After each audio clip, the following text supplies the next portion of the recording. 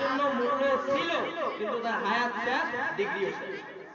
ডিগ্রির মূল্যায়ন করতে করতে 25-30 বছর হায়াত কবে শেষ হয়ে যায় বলা যায় না। ডিগ্রির মূল্যায়ন অর্জন করছে কতদিন পর্যন্ত? হায়াত যতদিন পর্যন্ত আছে।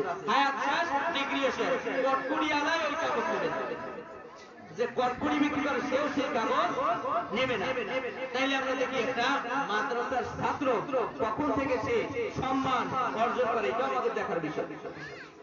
একজন মাদ্রাসা ছাত্র সে যখন ঘর থেকে বের হয় এই নিয়াতে যে সে দ্বীন শিখবে, দ্বীনি শিক্ষা অর্জন করবে, হাদিস শরীফে পয়গম্বর আরবি সাল্লাল্লাহু আলাইহি ওয়াসাল্লাম জানান, মান সালাকা তরিকাই ইয়ালতামিসু ফিহি ইলমা সাহহালাল্লাহু লাহু বিহি তরিকান ইলাল জান্নাহ।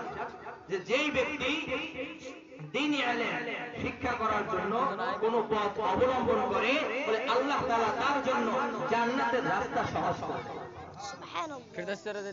এখন পর্যন্ত সে কিন্তু কোনো মাদ্রাসায় ভর্তি হতে পারে না, এর মধ্যে তার জন্য ফজিলত শুরু হয়ে গেছে।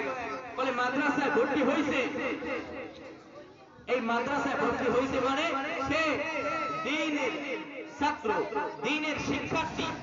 বলে তার জন্য সমুদ্রের মাছ, গর্তের পিপিলিকা থেকে শুরু করে পুরা কায়নাতে যত মাখলুকাত আছে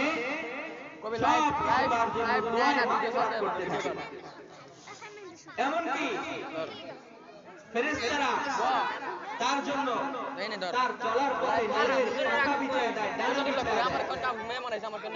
কি সম্মান! বলে এই যে দিন শিখতেছে, এই ছোট ছোট বাচ্চারা তারা বাসা থেকে আসবে, বাসায় যাবে, হাঁটতে যাবে, বেড়াইতে যাবে, সব জায়গায় আল্লাহর নূরের ফেরেশতা তাদের জন্য ডানা বিছিয়ে দিবে, পর বিছিয়ে দিবে, যেটা আমার আপনার জন্য দিবে না। বলে তারা সেখান থেকেই সম্মানিত তারা হইতে শুরু। এখনো তারা বড় বড় আলেম, বড় ভালো মানের কোনো হাফেজ কিছুই হইতে পারে নাই, কিন্তু সম্মানে কোনো ঘাটতি নাই। সমুদ্রের মাছ, তামাম পুরো কায়নাতের পশু পাখি তাদের জন্য কেন দোয়া করে? হাদিস শরীফের ভিতরে আছে, পয়গম্বর আরবি সাল্লাল্লাহু আলাইহি ওয়াসাল্লাম জানায় দিয়েছে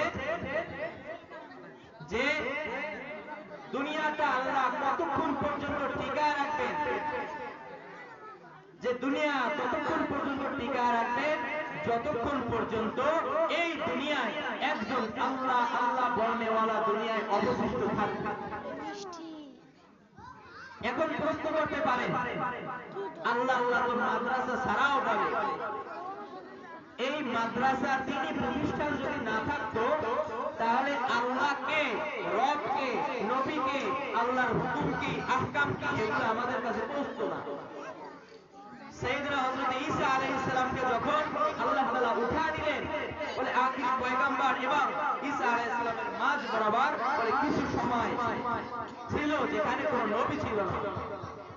আর নবী না থাকার কারণে মানুষের কাছে দাওয়াত পৌঁছায় নাই। আল্লাহ, আল্লাহর রাসূলের কথা, কোরআন হাদিসের কথা, আল্লাহর হুকুমের কথা মানুষের কাছে পৌঁছায় নাই। বলে মানুষ যখন জানেই না, মানবে কিভাবে? যার কারণে সেই যুগটাকে আয়ামে জাহিলিয়াতের যুগ বলা হয়।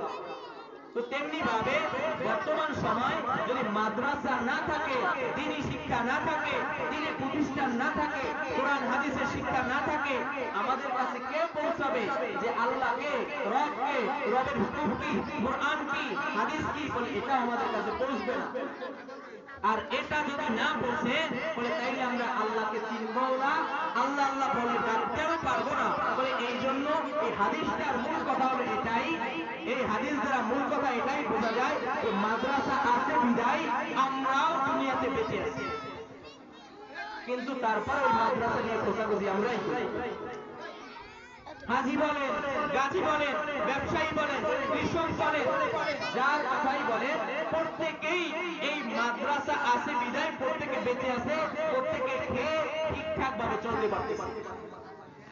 যখন পৃথিবী থেকে মাদ্রাসা বন্ধ হয়ে যাবে, আল্লাহ আল্লাহ বলনেওয়ালা বন্ধ হয়ে যাবে, বলে ব্যবসায়ী ব্যবসা করতে পারবে না, কৃষক কৃষি কাজ করতে পারবে না, চাষি চাষবাস করতে পারবে না, কেউই কিছু করতে পারবে না, কারণ দুনিয়াই তো থাকবে।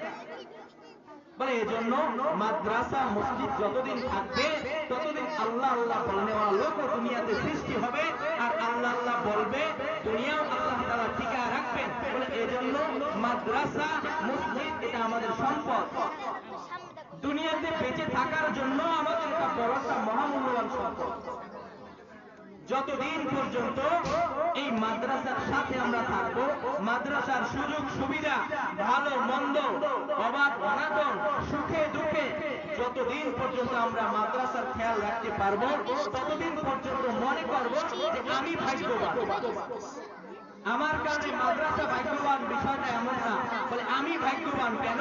আল্লাহ মাদ্রাসার খেদমতটা এই দ্বীনি তালিবে ইলম বলে যাদের চলার পথে আল্লাহর নূরের ফেরেশতারা পর বিছায়া দেয়, ডানা বিছায়া দেয়। বলে এই এমন সম্মানিত লোকজনদের খেদমত আমি করতে পারতেছি, আমার দ্বারা হইতেছে। বলে আল্লাহ আমাকে ধন্য বানাইতেছে। আমি না করলেও আমার জায়গায় আল্লাহ আল্লাহ দ্বারা বলে। বিষয়টা এমন না।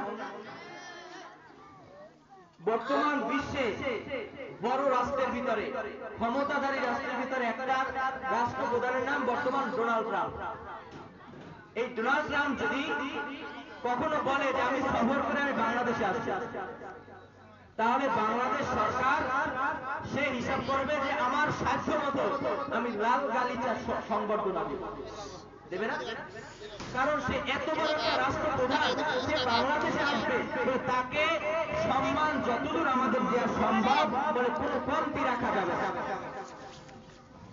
তো সরকারের এতটুকু এবিলিটি নাই যে একদম এয়ারপোর্ট থেকে যেখানে তাকে রাখবে বাসভবন পর্যন্ত লাল গালিচা সংবর্ধনা দিবে, এত এবিলিটি সরকারের নাই। তাহলে কি করবে? ওই এয়ারপোর্ট থেকে 1 কিলোমিটার 2 কিলোমিটার একটু ভালোভাবে সংবর্ধনা দিবে, বলে তারপর কি করবে? আর পারবে না, তারপর নিয়ে আসবে গাড়িতে করে। কিন্তু এই যে কোরআনে হাদিসের ছাত্ররা বলে তাদের এমন সম্মান আল্লাহ তাআলা দুনিয়ার বুকেও দিয়েছে।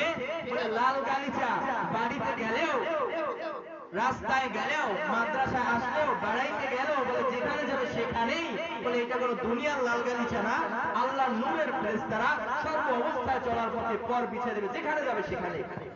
তাহলে আল্লাহ কি তাদের দুনিয়াতে সম্মান কম দিছে? শিক্ষাগত কার গোড়া মজবুত সেটাও দেখলাম। বাংলা শিক্ষিত শিক্ষক কি তার থেকে কম পায়?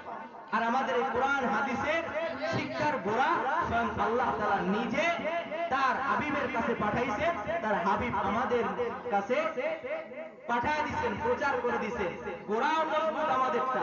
আবার যদি মর্যাদার দিক দিয়ে লক্ষ্য করে, একটা স্কুলের মর্যাদা শুরু হইতে হইতে 25 থেকে 30 চলে যায়, হায়াত শেষ, ওই ডিগ্রি শেষ। আর আমার আপনার এই কোরআন হাদিসের জ্ঞান বলে এই ইলম, এই অনুযায়ী আমল করার ডিগ্রি বলে শুরু করলাম, নিয়ত করলাম থেকে ফজিলত শুরু, আর মরার পরে আসলটা তো রয়ে গেছে।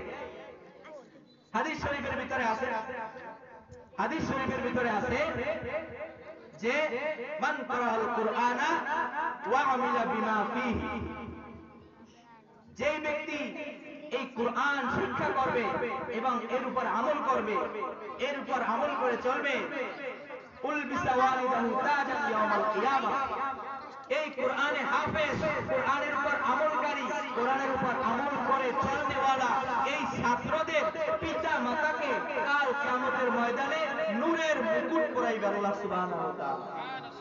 যে কিয়ামতের ময়দান এতটাই ভয়াবহ হবে, সবাই কম বেশি জানে। আমাদের এখানে 100-150 মানুষ, এর মধ্যে কি কিয়ামত হবে? শুধু কলাপাড়াবাসী থাকবে, এর ভিতরে কিয়ামত হবে? শুধু বরিশালের লোক, শুধু বাংলাদেশের লোক, নাকি বর্তমান বিশ্বে যে লোক আছে সব লোক? তাও না। বাবা আদম আলাইহিস সালাম থেকে শুরু করে কিয়ামত পর্যন্ত যত লোক আসছে আসবে, সবাই ওই কিয়ামতের ময়দানে উপস্থিত থাকবে। বলে ওই আল্লাহর সৃষ্টিকুল তামাম মানুষ যেখানে থাকবে, বলে সেই সব মানুষের মধ্যে ইয়া নফসি করতে থাকবে। মানুষ থাকবে ইয়া নফসি, আল্লাহ আমার কি যেন হয়ে যায়।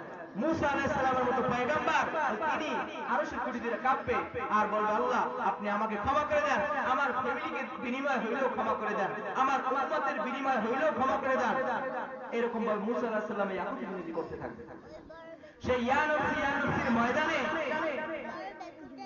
এই কোরআনের শিক্ষার্থী যে কোরআন শিখছে, কোরআন পড়ে, কোরআনের উপর আমল করে, বলে এদের পিতামাতাকে আল্লাহ তাআলা এই কঠিন ময়দানে মাহশারে নূরের মুকুট পরায় সম্মানিত করবে। আল্লাহ তাআলা দুনিয়ায় সম্মান দিয়েছে, আখিরাতেও সম্মান আল্লাহ তাআলা দিয়েছে। অপর হাদিসে বলছে যে এই কোরআনের উপর যারা শিখে, কোরআনের হালালকে হালাল জানবে, হারামকে হারাম জানবে, তাকে তো আল্লাহ জান্নাতে দিবেনই, এবং তার ফ্যামিলির ভিতরে গুনাহ করার কারণে, ঈমান ছিল, গুনাহ করার কারণে যদি জাহান্নাম ওয়াজিব হয়ে যায়, এমন 10 জনকে সুপারিশ করে এই কোরআনে হাফেজ, কোরআনের উপর আমলকারী, সে সুপারিশ করে জান্নাতে যেতে পারবে। সুবহানাল্লাহ। এজন্য আমাদের প্রত্যেকের ছেলে সন্তানদেরকে আমরা যারা মাদ্রাসায় দিছি, আমরা কেউ মন ছোট করব না। দুনিয়াতেও আল্লাহ সম্মান দিয়েছে, আখিরাতেও সম্মান দিয়েছে, এবং আমাদের আত্মীয় স্বজনকে বুঝিয়ে বুঝিয়ে আমরা এই মাদ্রাসায় শিক্ষার জন্য তাদেরকেও আমরা কি করব, দাওয়াত দেব, পারবো না ইনশাআল্লাহ। আরেকটা সর্বশেষ কথা, ইনশাআল্লাহ আমি যেহেতু আপনাদের এলাকারই সন্তান, তো সেই হিসাবে আমি পড়ালেখা করে যতটুকু জানছি, আমি যতটুকু বুঝতেছি যে এই মাদ্রাসার কারণেই আল্লাহ আমাদেরকে বাঁচায় রাখছে। সেই হিসেবে আমাদের যার যে স্বার্থ, বলে আমাদের স্বার্থ মতো আমরা এই মাদ্রাসার বিপদ আপদে, সুখে দুঃখে আমরা সবসময় মাদ্রাসার সাথে থাকবো, থাকবো তো ইনশাআল্লাহ। এইটাই আমার আপনার নাজাতের কারণ হবে, আল্লাহ যদি চায়, ঠিক আছে না ইনশাআল্লাহ।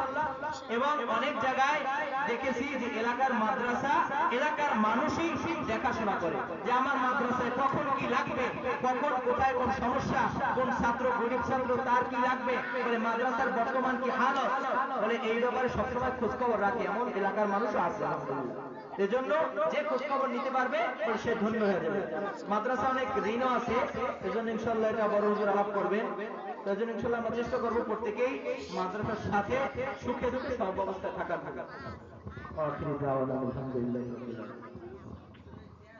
আলহামদুলিল্লাহ, মুফতি ফয়জুর সাহেব অনেক গুরুত্বপূর্ণ আলোচনা করেছেন। আমরা যারা পুরাতন আছি, আমরা ওলামায়ে কেরাম পর্যায়ক্রমে আলোচনা করব, সংক্ষিপ্ত আলোচনা। আমরা কিছু কথা ধরে রাখার চেষ্টা করব ইনশাআল্লাহ। এখন আপনাদের সম্মুখে সংক্ষিপ্ত